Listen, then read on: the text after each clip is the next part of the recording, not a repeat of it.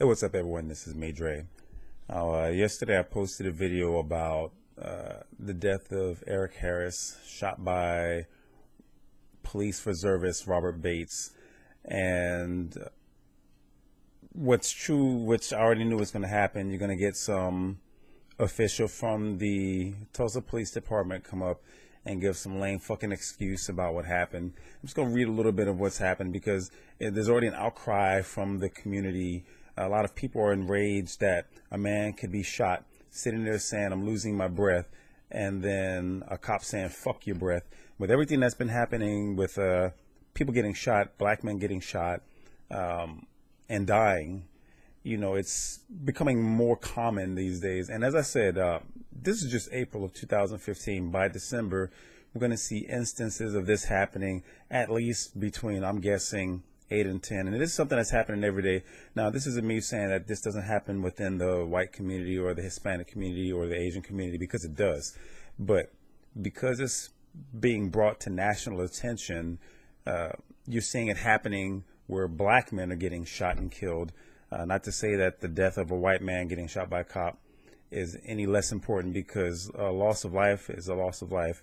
And we're the ones as civilians that put our trust in law enforcement, and that trust is being shit out the window simply because of things like this happening.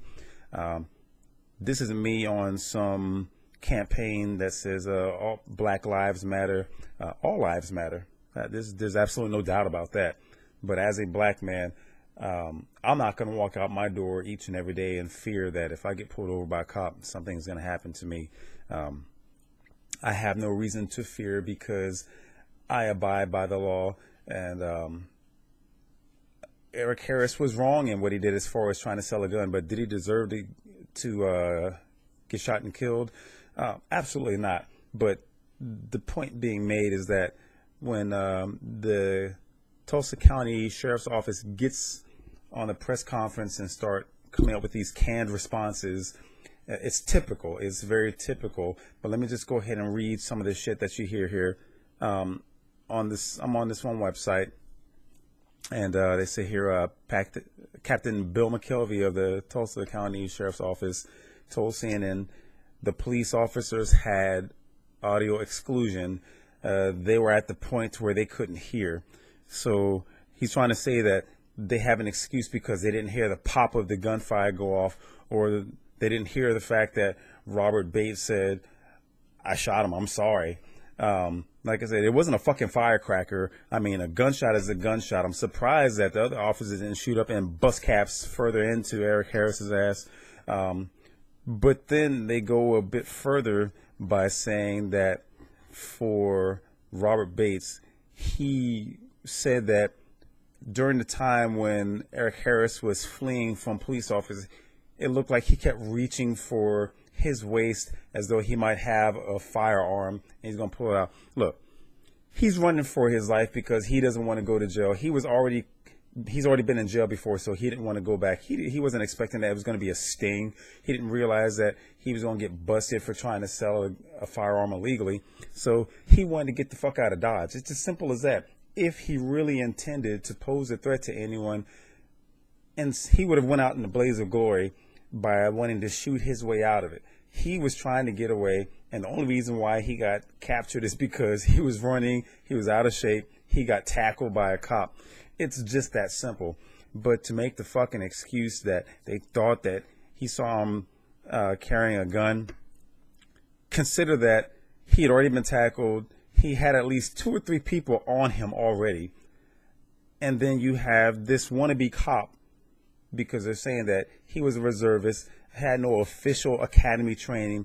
He had done some basic training and fulfilled certain requirements to basically ride along. But in a sensitive situation like this, he jumps up and mistakes his service pistol for his taser and vice versa, and shoots a man.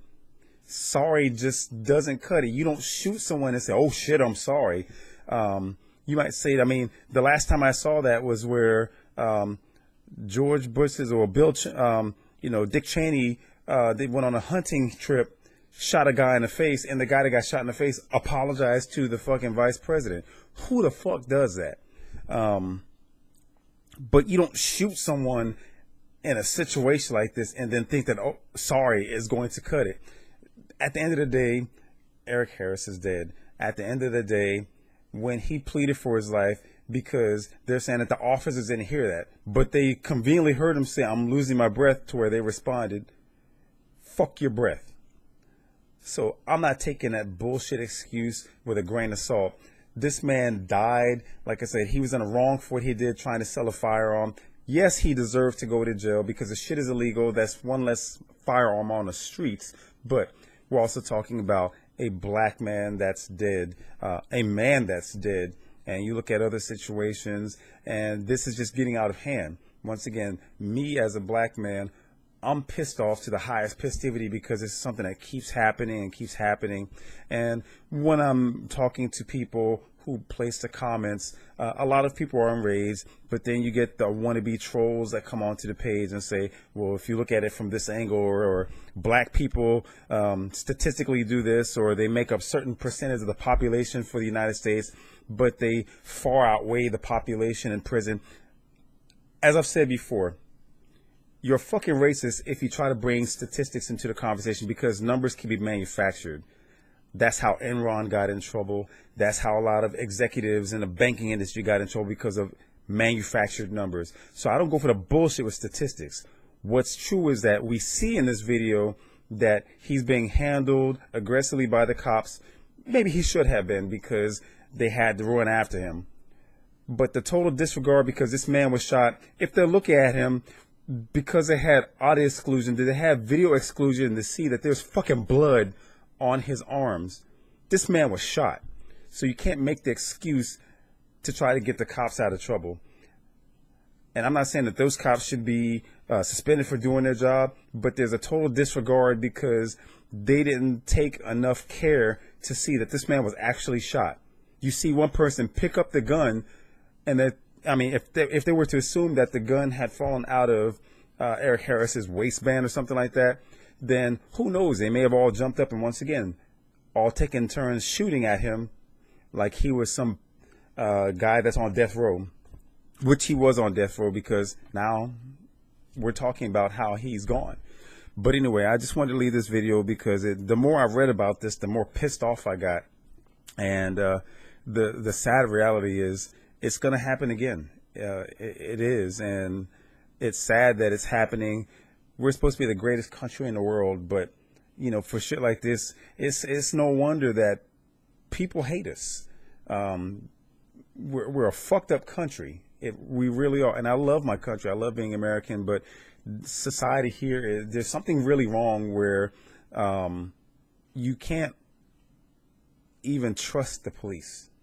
Anyway, if you like this video, hope that you like, subscribe, and share. Peace.